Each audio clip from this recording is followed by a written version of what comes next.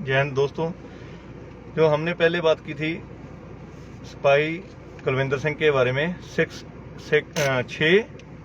Sikh battalion regiment जो कि Delhi cantt में इस टाइम प्रेजेंटरी है, तो उसके बारे में हमने बात की थी कि उस जवान के साथ नाजायज़ मारपीट की जा रही है, हरास किया जा रहा है और मारने की धमकी के साथ साथ मारा पीटा गया है पेड़ के साथ बांधकर, हथकड़ी लगाकर, जैसे कि कोई आतंकवादी हो। दूसरी कहानी, उसको 10 नंबर फॉर्म भर के मेंटल डिक्लेयर करने की तैयारी कर रहे हैं कर्नल SK महंती। इस महान कर्नल के खिलाफ अगर एक बार इंक्वायरी बैठे जाएगी तो पता नहीं कितने घोटाले उजागर होंगे, जहां जो इन्होंने ऐसे काम किए होंगे वो सामने आएंगे। ये हालात हैं, अगर आपको दिखाई दे रहा होगा, शायद थोड़ा लाइट ज़्यादा पड़ रही है, ये देखो ये हालत है। क्या ये आतंकवादी है? एक देश का रक्षक है, ना कि ये कोई आतंकवादी है। अगर ये सलूक एक जवान के साथ एक CO कर सकता है तो कितना गंदा होगा वो। आपको लगता है कि ये ईमानदार होगा? अगर जवान ने गलती की थी, अगर ये CO अच्छा होता, ईमानदार होता, अगर जवान ने कोई गलती की थी, उसके खिलाफ कोर्ट ऑफ इंक्वायरी का गठन करता, इंक्वायरी करता, जांच करता, तो उसके बाद जो आर्मी एक्ट के तहत उस पर कानूनी कार्रवाई करके चाहे उसका कोर्ट मार्शल तक कर सकता था। ये हक नहीं है कि उसको मारा पीटा जाए। ये मारा पीटा अपनी गलती को छुपाने के लिए मारा पीटा गया होगा, ताकि जो उसने कारनामे किए हैं उजागर न हो। लेकिन वो बस इस बार पछताएगा जरूर। इससे पहले 118 इंजीनियर रेजिमेंट के कर्नल ने चिनाब नदी में कंपटीशन करा के, जो कि बहुत स्पीड में चलती है, वहां भी 3 जवानों की कैजुअलिटी करा दी थी। ये अपने आप को पता नहीं क्या समझते हैं। दूसरी कहानी अभी देखते हैं कि जो इनके परिवार के सदस्यों ने जो लेटर लिख के डाल रहे हैं। सबसे पहला लेटर है द प्रेसिडेंट ऑफ इंडिया, जो तीनों सेनाओं के सेनापति हैं। पहला लेटर उनके नाम पे है, देखते हैं इस पे क्या जांच बैठती है या नहीं बैठती। दूसरा जो लेटर है माननीय प्रधानमंत्री श्री नरेंद्र मोदी जी के नाम पे है। अभी देखते हैं इसमें मोदी जी जैसे बोलते हैं कि रक्षा मामलों में राफेल उन्होंने देश की सेना को मजबूत करने के लिए दिया। देखते हैं अभी वो सेना के जो जवान हैं, उनका हौसला मजबूत करने के लिए इन करप्ट और गलत अनडिसिप्लिन काम करने वाले कर्नल के खिलाफ और अफसरों के खिलाफ कार्रवाई करते हैं या नहीं। और जो तीसरा लेटर है डिफेंस मिनिस्टर ऑफ इंडिया के नाम, आज ही फेरबदल किया है इन्होंने उसमें मंत्रिमंडल में। देखते हैं कितनी की कारगुजारी इनकी अच्छी होती है, या सिर्फ एक इलेक्शन के लिए जो ये पार्टियां हैं, चाहे कांग्रेस हो, BJP हो, चाहे आम आदमी पार्टी हो, कोई भी हो, सिर्फ ये वोटों की राजनीति करती हैं। अभी देखते हैं ग्राउंड में एक्चुअल में देश के लिए कितने संवेदनशील मुद्दों पे ये क्या करते हैं, क्योंकि अगर जवान नहीं तो देश नहीं है। देश के बॉर्डर तब तक सुरक्षित है अगर जवान सुरक्षित है। जवान कहां से मार खाता है? इन पॉलिटिशियनों से, और जो अंग्रेजी कानून की आड़ में लेके जवानों का शोषण करते हैं आर्मी अफसर। इनके ऊपर इंक्वायरी बिठाकर देश के जवानों को बचाया जा सकता है, तभी देश की सीमाएं सुरक्षित रहेंगी। अभी इसके बाद है the home minister of India. कहते हैं कि बेल्ट फोर्स के जवानों का कोई राइट्स नहीं होता, लेकिन उनके माँ बाप का, भाई बहन का, बच्चों का तो राइट्स बनता है ना। उसके बिहाफ पे होम मिनिस्टर को लेटर लिखा है। देखते हैं श्री अमित शाह जी इस पे क्या प्रतिक्रिया देते हैं या क्या एक्शन लेते हैं। इसके बाद chief justice of India, supreme court of India के जो चीफ जस्टिस हैं, उनके नाम भी इन्होंने एक लेटर दिया है। देखते हैं उस पर भी क्या प्रतिक्रिया आती है। आने वाले समय में पता चल जाएगा, 2-4 दिन में। अगर नहीं होती कार्रवाई तो शायद ये प्रेस कॉन्फ्रेंस कराने वाले हैं चंडीगढ़ में, ताकि वो पूरे सबूत दुनिया को दिखा सकें कि ऐसा होता है। और ये कहीं ना कहीं अगर इसमें कोई ढील बरती गई इस मामले में, तो हो सकता है आने वाले समय में ये UNO में भी मुद्दा उठाया जा सकता है, क्योंकि जवानों का एक नहीं शोषण, बहुत जवानों का शोषण हो रहा है। पूरों को एक गठित करके उसके खिलाफ कार्रवाई की जाएगी। अभी एक लेटर और है, ये है chief defence of staff Shri Bipin Rawat ji के नाम पर है। देखते हैं वो भी अपने कार्यकाल के दौरान तो उन्होंने क्या काम किया है, पता ही है सभी को, कैसे रहे हैं। अभी जो CDS का उनका नया कार्यकाल है, उसमें वो जवानों के प्रति और देश के प्रति क्या वफादारी, क्या ईमानदारी दिखाते हैं, वो देखते हैं। अभी आगे का लेटर है हमारा the chief of army staff. अभी उनकी भी प्रतिक्रिया देखनी पड़ेगी, वो क्या इस पे कार्रवाई करते हैं क्या नहीं। इसके बाद जीओसी दिल्ली एरिया, जिनके अंडर ये काम हुआ है, जिनकी कमान में ये झुंड है, जो कमान अधिकारी जिनके हौसले इतने कमीनेपन पे उतर आए हैं, ये पता चलेगा इसके बाद कि वो कितने ईमानदार हैं। वो सबको पता चल जाएगा धीरे धीरे, क्योंकि साफ नजर आ रहा है अगर जवान की गलती भी है, उससे जो ज्यादा गंदी गलती की है वो कर्नल जो एसके महंती है उन्होंने की है। इसके बाद आगे का है the national human rights commission of India. अभी ये देखते हैं कि ह्यूमन राइट्स की उल्लंघना हो रही है।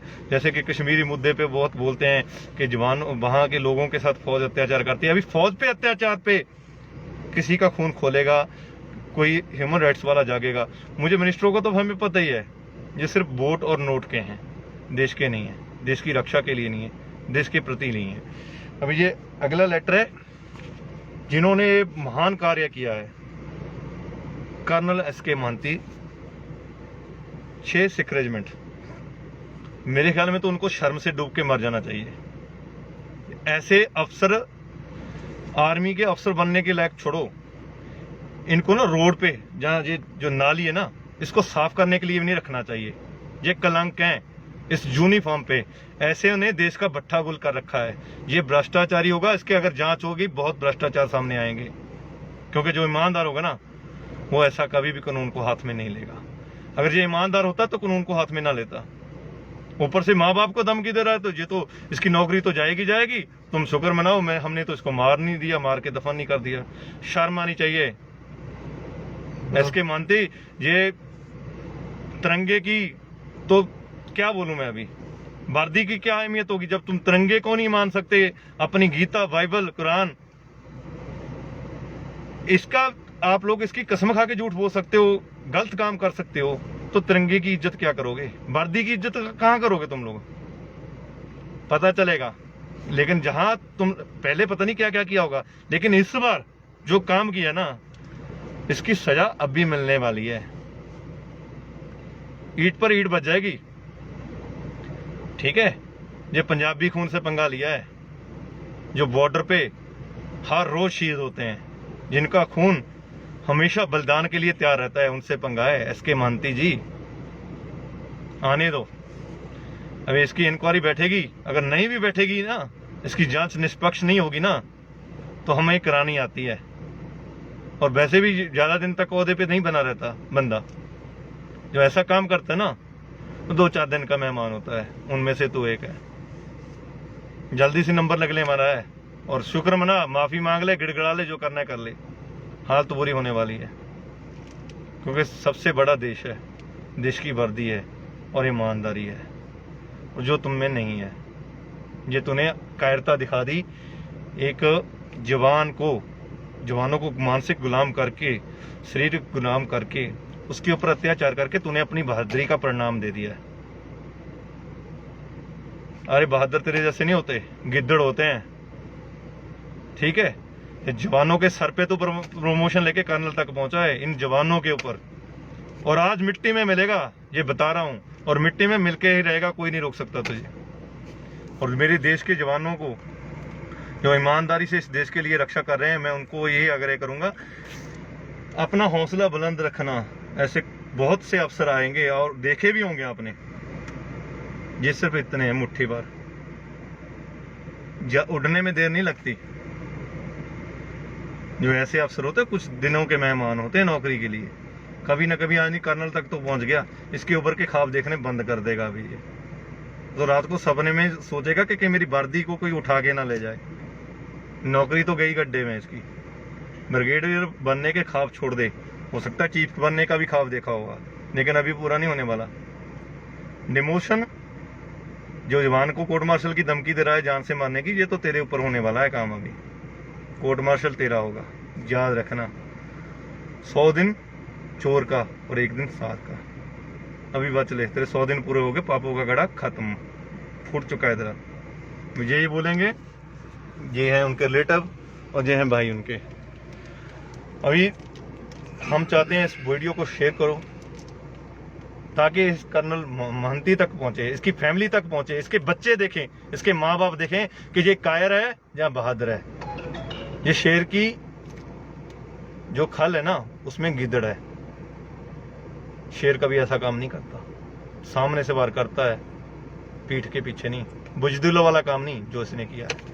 अभी आपसे भी निवेदन है कि हमारे तीनों सेनाओं के चीफ माननीय राष्ट्रपति जी को, प्राइम मिनिस्टर जी को, होम मिनिस्टर जी को और रक्षा मंत्री जी को, CDS साहब को और chief of army staff GOC Delhi area से निवेदन है कि जवान के जान को खतरा है, उसकी हिफाजत की जाए, निष्पक्ष जांच की जाए और जो भी दोषी पाया जाए उस पर कार्रवाई की जाए।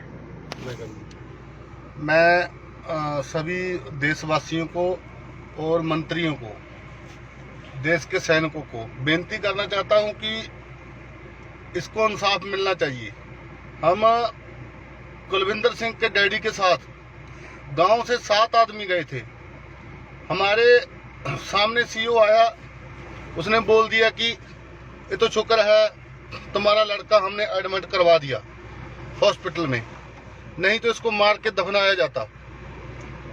इसके बाद हम सेना पुलिस के अधिकारियों से मिले, बोल रहे हैं कि हम बयान लिख लिया है, उसके बाद कैंट पुलिस कार्रवाई करेगी। कैंट पुलिस के पास गए, हम सुबह 7 बजे निकले थे, रात के 10 बजे तक हम कैंट पुलिस के पास बैठे रहे। वहाँ SHO से मिले, पुलिस अधिकारियों से मिले, 100 नंबर पर कॉल भी किया कि हमारी सुनवाई नहीं हो रही, हमारा नौजवान को पिटाई कर दिया, दरख्त के साथ बांध कर कूटा है उसको बांस की लठ से, और खून के थब्बे वहां पर पड़े हैं। हमको तस्वीरें मिली है वहां से, हथकड़ी लगाकर उसको बहुत ज्यादा मतलब कुटमार की। उसके बाद हम हॉस्पिटल में भी मिले, उसके जो हाथ है उसके टांके लगे हुए हैं, ये यहाँ से भी उसके चोट लगी है, वहां पर सभी शरीर के यहाँ छाती पर भी। वहां से उस परमिशन मिली सी, गुप्त परमिशन मिली सी, जिनसे बहुत से नौजवानों ने बोला है कि यहाँ बहुत अत्याचार हो रहा है, आपके भाई के साथ, आपके गांव के लड़के के साथ बेइंसाफी हुई है। इसके इंसाफ के लिए आप सरकार से, प्रधानमंत्री जी से, गृह मंत्री जी से, जो भी फौज के बड़े अफसर हैं उनसे निवेदन कीजिए कि उसकी जल्दी से जल्दी सुनवाई की जाए, जो दोषी हैं उन पर कार्रवाई की जाए। यही हमारा निवेदन है। वाहिगुरु जी का खालसा, वाहिगुरु जी की फतेह। अभी एक बात और है जो मैं आपको कहना चाहता हूँ, आपसे साझा करना चाहता हूँ कि जो सेना पुलिस के सूबेदार, क्या नाम था उनका, मिश्रा जी, उनसे मेरी बात हुई थी। उन्होंने ये बोला कि हमने तो रिपोर्ट बना के अपने सीनियर्स को दे देनी है, आगे वो प्रिजाइडिंग अफसर जहाँ कोई कोर्ट ऑफ इंक्वायरी हेल्ड करते हैं तो उसके बाद क्या कार्रवाई होती है ये वो जानते हैं। चलो मुझे वो भी नहीं है, इंक्वायरी तो सच का सच आना ही आना है, लेकिन मैं चाहता हूँ कि बंदे को सबसे पहले जवान को सेव किया जाए। जवान की जो दिक्कत है या जान को खतरा है उसको पहले सही ढंग से निपटा जाए, उसको पहले सेव किया जाए। और बाकी फ़ौज के बारे में तो मैं जानता ही हूँ, 17 साल फ़ौज में नौकरी की है मैंने, पिछले साल मार्च में पेंशन आउट हुआ हूँ, तो मैं अच्छे से जानता हूँ कि जवानों के साथ कितना अत्याचार कैसे होता है। जो जवान इनका गधा मान के इनके घर का काम करेंगे वो ईमानदार होंगे, और जो जवान अपनी ड्यूटी के लिए वफादार होगा ना वो देशद्रोही होगा, जो सच के लिए आवाज़ उठाएगा वो देशद्रोही होगा। लेकिन जो इनके बुरे कामों में साथ देगा ना वो इनके लिए राष्ट्रभक्त होता है। ये मेरी खुद की, सभी को लगभग जो मेरे को पहचानते होंगे शायद में भी सभी को मेरे बारे में पता तो चल गया होगा मैं कौन हूँ। और दूसरी कहानी, एक चीज़ मैं और बताना चाहता हूँ कि जे अभी ज़्यादा दिन तक ये गुलामी वाला ना रास्ता छोड़ दो, क्योंकि जवान लॉ करने शुरू हो गए हैं। जवान, फौजी जवान जो है ना लॉ की पढ़ाई कर रहे हैं। अभी ये जो फतूर है ना तुम्हारे अंदर दिमाग में अफसरों के कि जे कीड़े मकोड़े, अब ये फतूर जल्दी से निकाल दो, तुम्हारे लिए बेटर होगा, वरना कोर्ट के चक्कर काटोगे और कुछ नहीं पाओगे। और ये भ्रष्टाचार तुम्हारा यहीं ख़त्म करेंगे। देश की रक्षा के लिए हमेशा जवान आगे रहा है, और बीच में अफसर भी बहुत ईमानदार हैं जो हमेशा जवान के साथ खड़े रहते हैं। मेरे साथ भी ऐसे अफसर थे, लेकिन उनमें कायर भी हैं जो सिर्फ दोगलापन करते हैं। देश की रक्षा से, देश की हिफाजत से, देश की ईमानदारी से उनको कोई लेना देना नहीं, दूर दूर तक। अभी यही कहानी है, जल्दी से सुधर जाओ। और मेरी फिर निवेदन यही है कि इस वीडियो को शेयर करो और जवान को इंसाफ दिलाओ। मेरा मेन यही मकसद है कि जवान के साथ कोई बुरा हादसा नहीं होना चाहिए, जैसा कि 815 BTC में हो चुका है सूरतगढ़ में। इससे पहले बहुत हुए हैं, 113 इंजीनियर रेजिमेंट में हुआ है, 118 इंजीनियर रेजिमेंट में हुआ है। बहुत सी रेजिमेंट गिना सकता हूँ जिसमें ऐसे हालात हुए हैं। 226 फील्ड जो रेजिमेंट है RT की, उसमें 167 जवानों को कोर्ट मार्शल किया जा रहा है बलि का बकरा बना के, सिर्फ 2 करप्ट अफसरों को बचाने के लिए 167 जवानों के अब बलिदान लिया जा रहा है जबरदस्ती, करप्ट अफसरों को बचाने के लिए। वो मुद्दा UN में उठ चुका है और 200 करोड़ तक का ऑफर दे दिया है वकील खरीदने के लिए इन्होंने। लेकिन हर कोई बिकाऊ नहीं होता, ये याद रखना, ठीक है। अभी मैं फिर यही बोल रहा हूँ कि इस जवान को हमने इंसाफ दिलाना है। और जो 1-2 बंदे ऐसे हैं फेसबुक पे, फौजी रिटायर्ड, जो हमेशा क्रेडिट लेने के लिए चलते रहते हैं, अगर उनसे कांटेक्ट करो तो टाइम नहीं होता। वैसे वीडियो बना के जी मेरे को वहां का फोन आया, ये जवान के साथ ये अत्याचार होगा। जब जवान के साथ चलना होगा ना, ये पीछे जो बेल क्या बोलते हैं, चूहे की हमारे खड्डा बोल देते हैं, या घर बोल देते हैं, या क्या बोलते हैं, बेल, उसमें घुस जाते हैं। तो ये तुम लोग भी सुधर जाओ, करना है तो सामने आओ, साथ चलो। वीडियो बना के सिर्फ उसमें कार्रवाई कराओ, साथ तक वीडियो बना के सिर्फ सहानुभूति लेना या अपना फेम कमाना बंद करो। समझ ही गए होंगे जो जिनके बारे में मैं बोल रहा हूँ। तो मेरा यही आग्रह है, जवान के साथ हैं और साथ रहेंगे। और ये जो बुरे काम करने वाले हैं, इनका टाइम आ चुका है खत्म होने का। जय हिंद, वंदे मातरम। सभी को अफसरों को दोबारा फिर अपील करते हैं कि कुलविंदर सिंह को जल्दी इंसाफ मिले और उसकी मम्मी और डैडी को इंसाफ मिले। सो उसको खतरा है, जो उसके लिए उसकी सेफ्टी भी होनी चाहिए। वो हमारे से फ़ोन पर बात भी नहीं हुई। हम किससे मिले, किसी अफसर को फ़ोन करते हैं, कोई नहीं, हमको मिलने नहीं देता है। जवान का फ़ोन भी छीन रखा है, तो हमारे जिसकी वजह से और भी चिंता बढ़ रही है इनकी, ठीक है। और लेकिन अगर आज के बाद उसको कुछ होता है, कल की घटना के बाद अगर कुछ होता है, उसके जवाबदार सभी ओहदेदार होंगे, जहाँ तक कि राष्ट्रपति जी भी होंगे। अगर उस जवान के साथ कोई हादसा होता है, नीचे उसकी जून से ये जो ओहदेदारों से लेकर राष्ट्रपति तक सभी कटघरे में खड़े होने लायक होंगे अगर उस जवान को कुछ हो जाता है। जय हिंद, वंदे मातरम।